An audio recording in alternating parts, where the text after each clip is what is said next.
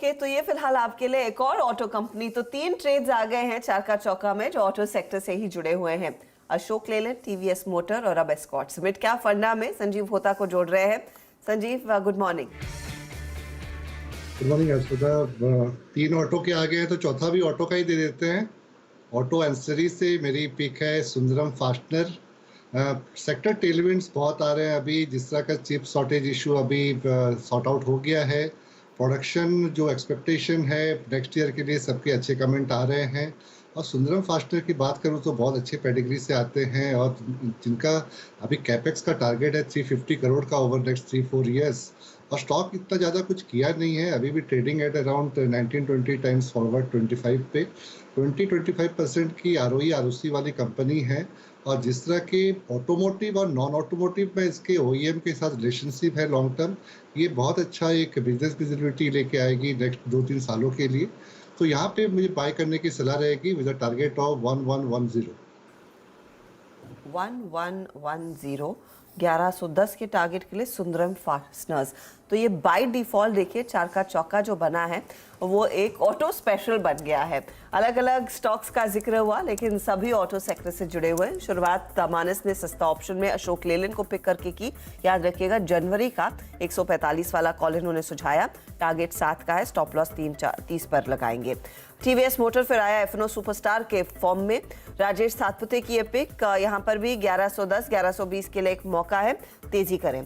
Chart का चमत्कार Escorts में दिख रहा है अमित सेठ को, और 2200 के टारगेट के लिए दरअसल ये एक तेजी वाला ट्रेड, 2100 का स्टॉप लॉस। और सुंदरम फास्टनर दरअसल संजीव होता ने पिक किया है 1110 के टारगेट के लिए। तो ये है फिलहाल वो आपके लिए ट्रेड्स जहां पर क्लियरली ऑटो कंपनियों पर ही फोकस। अच्छा, ऑटो का जिक्र कर रहे हैं तो एमएनएम मारुति आपकी स्क्रीन पर फिर लेकर आएंगे। अब एमएनएम भी इस पार्टी का एक हिस्सा बनता हुआ 1242 के लेवल्स आ चुके हैं, 0.5% ऊपर। और मारुति में हम देख रहे हैं 1% तक की तेजी देखने को मिली। होता साहब, इन ऑटो कंपनियों में जो ऑटो आपने एंसिलरी पिक किया, लेकिन जो कोर मैन्युफैक्चरर्स है उसमें भी क्या कुछ अपॉर्चुनिटी आपको दिखाई दे रही है?